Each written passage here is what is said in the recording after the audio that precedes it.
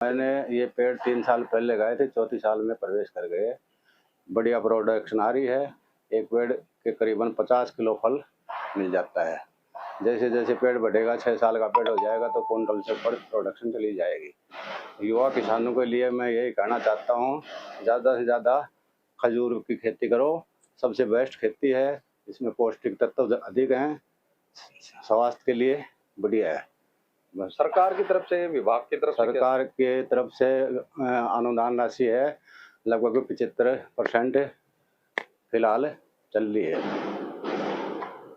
तो आपने कितने पेड़ लगाए और कितनी इनकम हो जाती है? मेरे 1 एकड़ में 70 पेड़ है और अब फिलहाल मेरी इनकम चली जाएगी 3 लाख रुपए।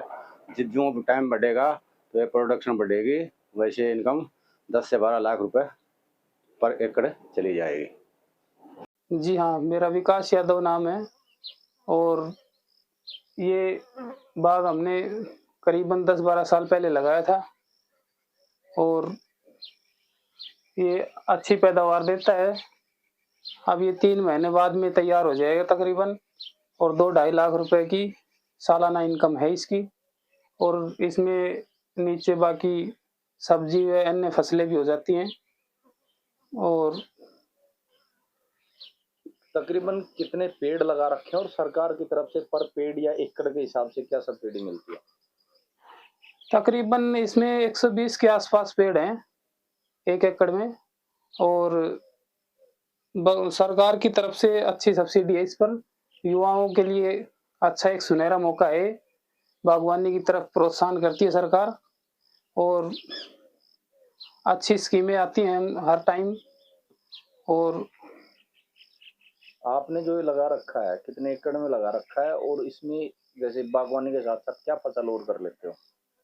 मेरे पास अभी 1 एकड़ में है ये और इसके साथ-साथ इसके अंदर सब्जी व अन्य फसलें भी हो जाती हैं। वो भी करते हैं आप? हाँ जी, बिल्कुल। तो उसमें भी सरकार की तरफ से सब्सिडी मिलती है? उसमें भी सरकार की तरफ से सब्सिडी समय-समय पर अलग-अलग स्कीमों के हिसाब से आती रहती है। ट्रेनिंग वगैरह का क्या आपको इसके लिए? ट्रेनिंग हर समय उपलब्ध होती है सरकार की।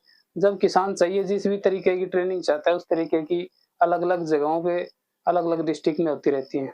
युवा किसानों को क्या कहेंगे, परंपरागत खेती और इसमें कितना क्या फर्क है, क्या कहेंगे? नहीं देखो, तान की खेती और इसमें तो बहुत ज़्यादा फ़र्क होता है। परंपरागत खेती तो चल ही रही है, बाकी इसमें भी एक कदम अगर बढ़ा के रखें तो वो आगे के लिए बेटर ही होगा क्योंकि ये इससे किसान की इनकम बढ़ जाएगी? इनकम बिल्कुल बढ़ेगी किसान की इससे। बाकी स्कीमों के बारे में पूछा तो हमारे यहाँ पे जिले में 3 स्कीम चल रही है। सबसे पहले IHB scheme, integrated horticulture development scheme, दूसरी मिशन जो कि MIDH के नाम से है और तीसरा शेड्यूल कास्ट फार्मर्स के लिए SC/ST स्कीम।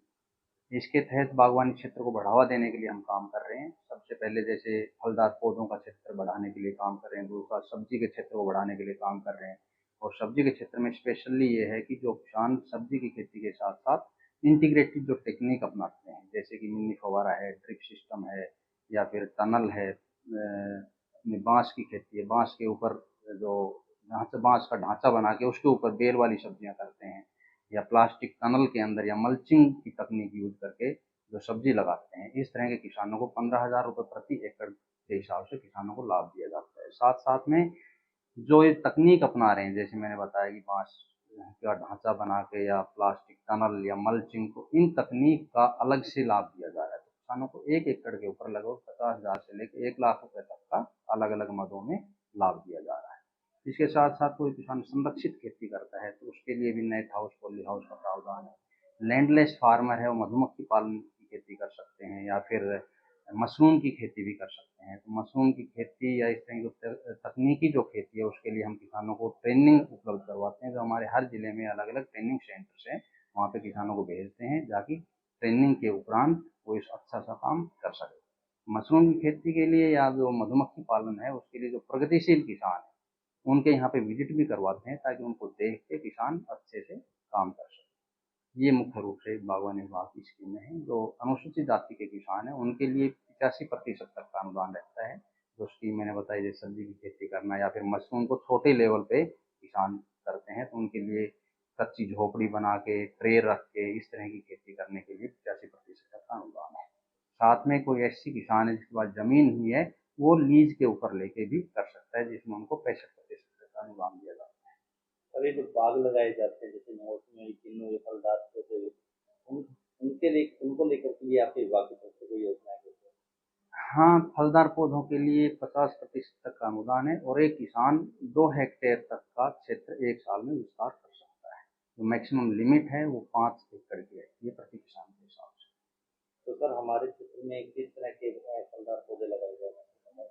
अपने यहाँ पे किन्नू का है, मौसमी का है, नींबू का है, बेर का है, अमरूद का है, इस तरह के फलदार पौधे लगा सकते हैं। अब की बार कुछ किसानों ने चीकू की फसल के लिए भी रुझान जताया, तो हमने चीकू का भी लक्ष्य इस साल के लिए लिया है।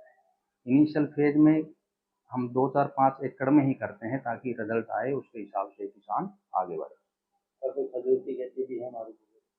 खजूर की खेती हमने 3 साल पहले 15 एकड़ में लगवाया था, जिसमें से आज 10 से 12 एकड़ के अंदर बहुत ही अच्छा प्रोडक्शन के भी ऊपर भी है और किसान अच्छा फायदा भी है। और इस साल भी हम 2-3 एकड़ में इसको कोई सेब बढ़ाएंगे। वगैरह की खेती है?